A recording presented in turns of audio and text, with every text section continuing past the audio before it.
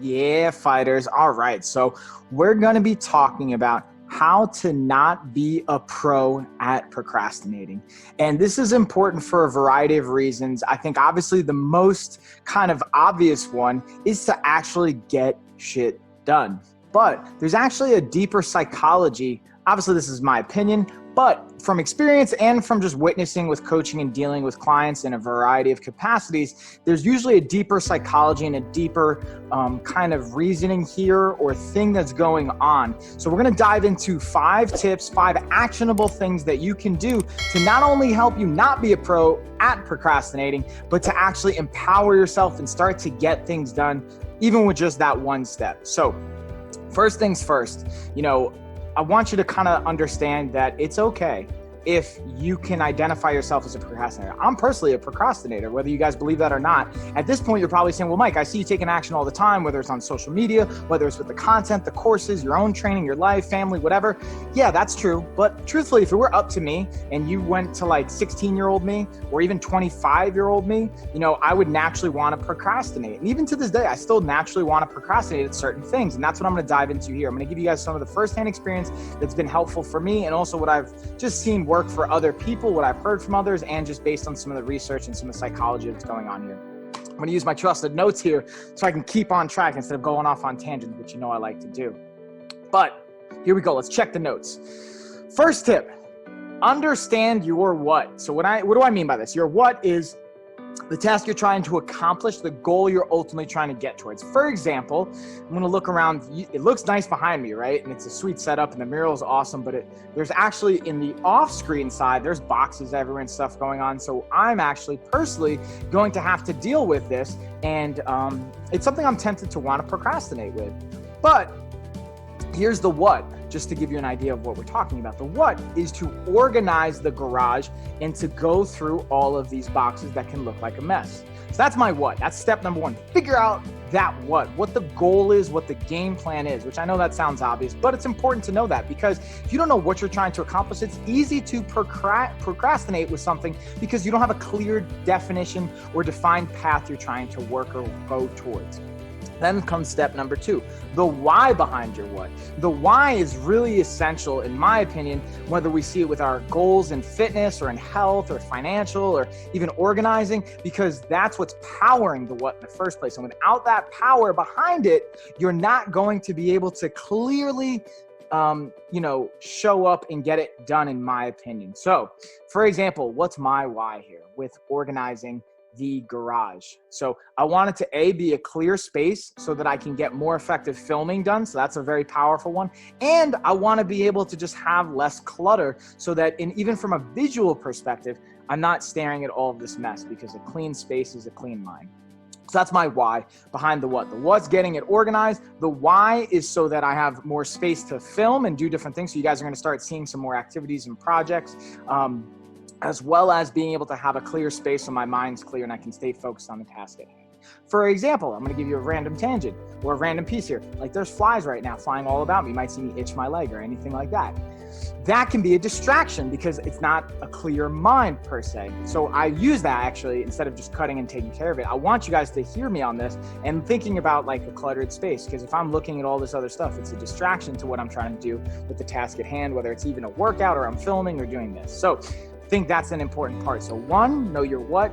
2, know the why behind your what. And then number 3 is be honest with yourself. So what do I mean by that? Is that even important to you in the first place?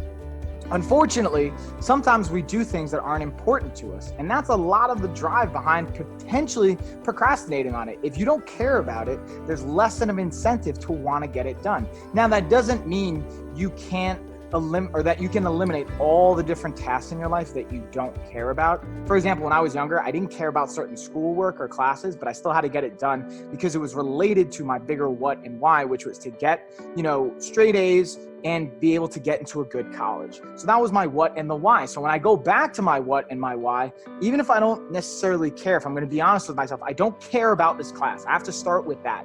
Start with that and understand like, okay, fine, I don't care about this class, but I do care about the grade that I'm going to get. And I do care about that, how that impacts my ultimately bigger goal and the why behind it. So then you can help drive yourself with motivation and create, again, that path to where it's leading you. Because if you don't, you can say, oh, well, I don't care about this. Why do I even want to do it? I'm not going to do it. And then that negatively impacts all the things you're doing. Or by being honest with yourself and realizing you don't care about it, don't allocate energy to it. If it's something you truly don't care about and it doesn't feed into your what, your why, discard it, get rid of it. It's a distraction ultimately at the end of the day. And being okay with that, saying yes to yourself with being able to do that is a very powerful thing. So that's number 3. Number 4, let past failures go. This one I think is probably one of the hardest ones for me to this day, and I still challenge myself on. And I've talked about it in different podcasts about how you would speak to yourself, your internal dialogue. And I think that's where it comes in here is, you know, it's very tempting to, if you fail in the past, you're like, well, I failed at this before. I'm not going to be able to do it. I'm not going to be able to get it, whether it's a homework task or getting the garage done. I haven't cleared the garage yet. So why am I going to be able to do it now? It's just going to be another mess. No, let that be in the past. Joe Rogan, actually, this is the first person I thought it was really powerful that mentioned it in its own way. He's like, you know, so many people let past situations and actions and efforts define who they are currently. You're not that same person. Yes, you are a part of those past experiences and dynamics of who you were, but you're a new person today. The day you get to wake up, you're new. So take advantage of that, leverage that, and be able to embrace that concept and take action in a way that reflects your what, your why, and the honest kind of input you've gotten from yourself. So 3, don't let past failures limit you and define you with where you're currently at. And here's the big one. Number 5, take one step forward, one actionable step that's easy. And I start with that's easy because there's actually a book called Eat That Frog.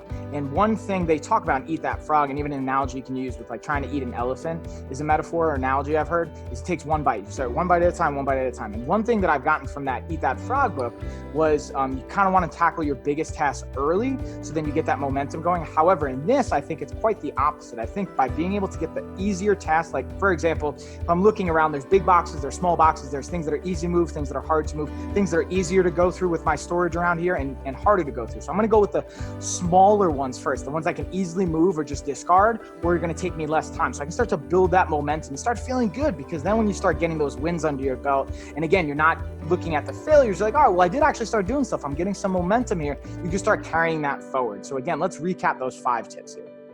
Number 1 tip is understand your what. Number 2, understand your why behind the what, the power behind that.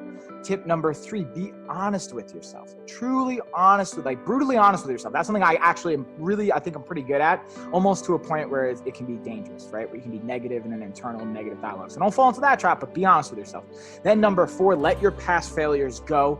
Carry on with today. And number 5, take one easy step that you can actually do and then build on that momentum. All right, guys. So again, that's how to not be a pro at procrastinating. I hope you guys found value in this. I'm going to dive into some more topics. If you guys do have questions, please let me know. Comments, email, messaging, however you want to get a hold of us. We have all that contact information below.